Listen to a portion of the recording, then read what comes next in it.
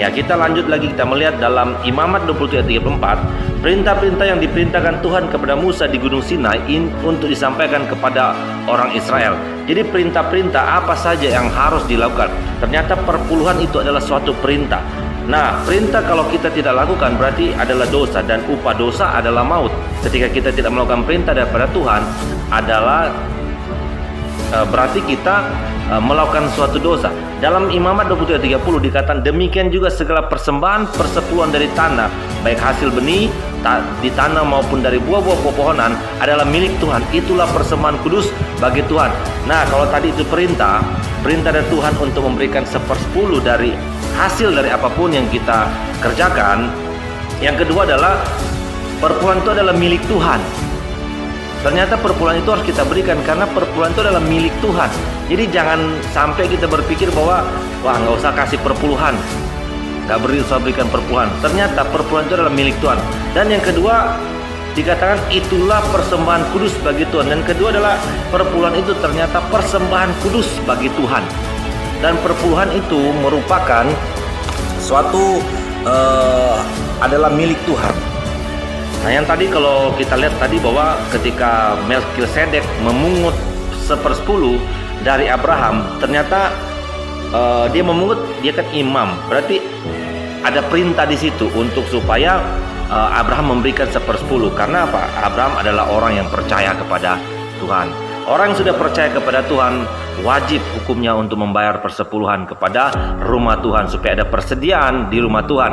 Karena yang kedua juga adalah milik Tuhan. Kita harus mengembalikan apa yang menjadi milik Tuhan. Yang kedua adalah itulah persembahan kudus bagi Tuhan. Perpuluhan adalah suatu persembahan yang kudus yang harus kita berikan kepada Tuhan, yang kita khususkan. Kalau dalam Kejadian 20 ayat 8 dikatakan, ingatlah dan kuduskanlah hari Sabat. Artinya kita memprioritaskan hari Minggu atau hari Sabat itu untuk kita beribadah. Nah, persembahan perpuluhan adalah persembahan yang kudus, ada persembahan yang khusus untuk Tuhan kita berikan, dan itu adalah wajib kita lakukan karena itu adalah perintah Tuhan dan itu adalah milik daripada Tuhan.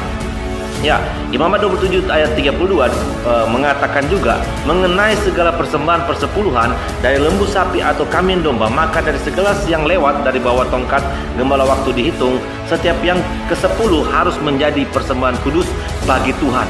Wow, ternyata persembahan persepuluhan adalah persembahan yang kudus bagi Tuhan. Mari kita memberikan persepuluhan kepada Tuhan dengan sukacita.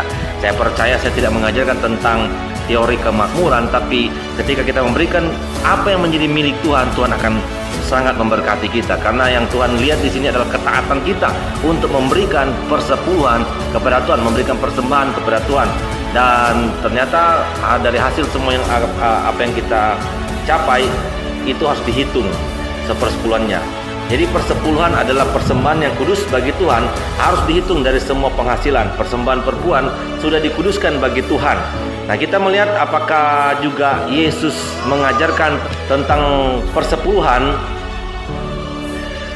Kita melihat dalam Matius 23:23 dikatakan bahwa celakalah kamu, hai ahli-ahli Taurat dan orang-orang Farisi, hai kamu orang-orang munafik, sebab persepuluhan dari selasi, adas, manis dan jintan kamu bayar, tetapi yang terpenting dalam hukum Taurat kamu abaikan, yaitu keadilan dan belas kasihan dan kesetiaan. Yang satu harus dilakukan dan yang lain jangan diabaikan. Nah, kita lihat, kita fokuskan kepada yang pertama, yaitu Yesus mengatakan kepada ahli-ahli Taurat dan orang-orang Farisi, dia katakan bahwa 1/10 dari selasi dan adas, manis dan jintan kamu bayar.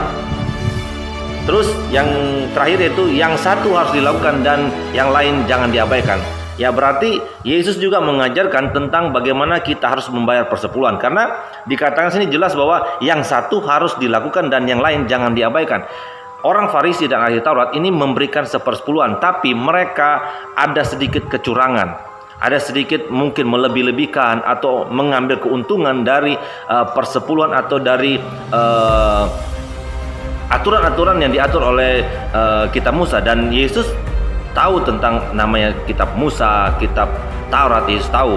Yesus tidak meniadakan persepuluhan. Yesus tak mengajarkan untuk membayar persepuluhan. Bahkan Yesus mengatakan bahwa baik sekali sudah memberikan persepuluhan, akan tapi perintah yang lain juga harus dilakukan. So, dalam Maleakhi 3 juga dikatakan bahwa apakah manusia bisa menipu Tuhan? Hari ketiga ayat 8 sampai seterusnya dikatakan, apakah manusia bisa menipu Tuhan? Bahwasanya Tuhan tidak pernah berubah. Tuhan tetap sama, dulu, sekarang, sampai selama-lamanya. Artinya perintah Tuhan juga tetap sama, harus dilakukan sekarang, dulu, sekarang, dan sampai selama-lamanya. So, mari kita semua melakukan perintah Tuhan, sebab persepuluhan yang kita dengar, yang harus kita berikan kepada Tuhan adalah perintah dari Tuhan. Yang kedua adalah milik daripada Tuhan, dan itu adalah persembahan yang kudus bagi Tuhan. Tuhan Yesus memberkati kita. Salam DC Ministry. God bless you all. Dahsyat.